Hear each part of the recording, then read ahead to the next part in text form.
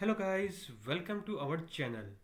सो Nifty 20 के long term investment वाले video के सीरीज़ को आगे बढ़ाते हुए आज हम बैक टेस्ट करेंगे 2024 ईयर के लिए।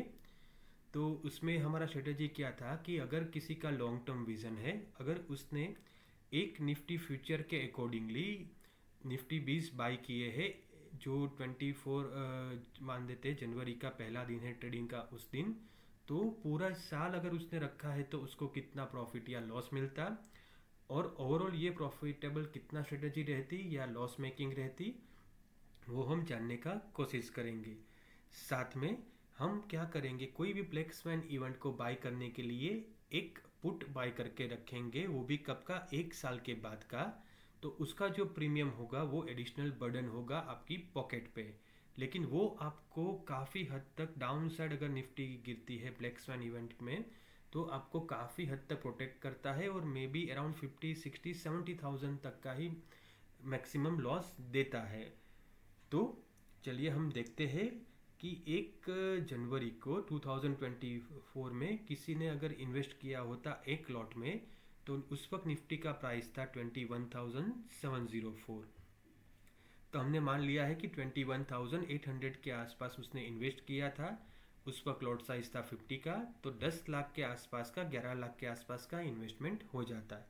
और अगर हम यहाँ पे डेटा दिखे investing.com का, तो दिसंबर का जो लास्ट डे था 2024 का, तो 23,644 पे निफ्टी का एक्सपायरी हुआ था एक साल के बाद। तो हमने यहाँ पे लिया है कि 23,500, थोड़ा हमने कम लिया है 200 पॉइंट जितना।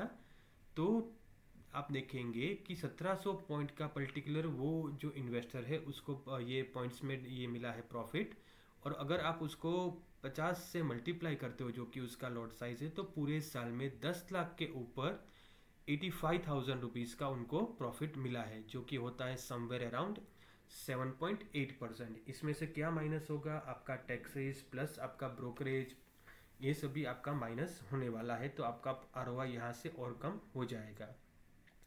साथ में आरओआई का और एक रीज़न होगा कम हो जाएगा, उसका रीज़न है कि आपने ऑप्शन बाय किया है एक दिसंबर मंथ का एट द मनी का जनवरी मंथ में ही। तो यहाँ पे हम हैं 1 जनवरी में सुबह 9:30 10 बजे के आसपास, और हमने ओपन किया हुआ है दिसंबर मंथ का। तो अभी निफ्टी है 21,700 है।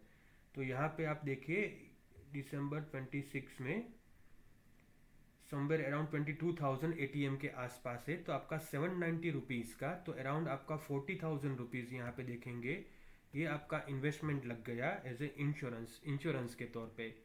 और जैसे आपको पता है पूरे साल में निफ्टी अप गई थी, बीच में थोड़े डाउन ट्रेंड आए थे, लेकिन ओवरऑल निफ्टी अप होके ही क्लोज हुई है 1500 पॉइंट जितना।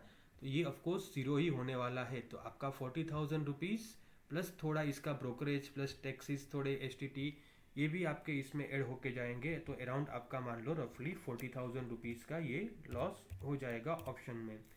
तो अगर किसी ने 10 लाख रुपए एक साल के लिए यहाँ पे इन्वेस्ट किए होते 11 लाख के आसपास, तो उसका अराउंड 45,000 बनता, और उसमें से भी आपका टैक्स और ये कैपिटल गेन टैक्स या शॉर्ट टर्म गेन टैक्स जो भी आपका लगने वाला है, इसमें से और भी माइनस होके ये अमाउंट हो जाता समवेयर अराउंड 40,000 के आसपास। तो आपको अभी ये जज करना है कि आप अगर लॉन्ग टर्म रखना चाहते हो लेकिन सिर्फ एक साल के लिए, तो ये जो रिटर्न मिल रहा है आपको आपके लिए ये इनफ है या नहीं। हाँ, अगर किसी ने 2021 से ये स्ट्रेटेजी अगर अपनाई होती तो उसका रिटर्न कितना मिलता, वो भी मैंने अलग अलग वीडियोस बनाए हुए हैं, तो आप वो भी कैलकुलेट कर लीजिएगा कि आपका इंश्योरेंस में पुट ऑप्शन में कितना पैसा गया और सामने निफ्टी बीज में कितना मिला। अगर किसी ने 2 साल रखा होता तो कितना मिलता, अगर किसी ने 2022 से ये इन्वेस्टमेंट स्टार्ट किया होता तो कितना मिलता। और आप खुद जज करो कि आप जो अमाउंट लगा रहे हो वो अमाउंट के हिसाब से आपको इनफ आरओआई मिल रहा है या नहीं, या आपको म्यूचुअल फंड या आप स्टॉक इन्वेस्टमेंट से ज़्यादा मिल रहा है। तो अकॉर्डिंगली आप आपका वो सजेस्टेड या आपका डिज़ायर्ड वे चूज़ कर सकते हो। सो आई होप इससे मैं आपको कुछ वैल्यू दे रहा हूँ। If so then please like it. See you in the next video.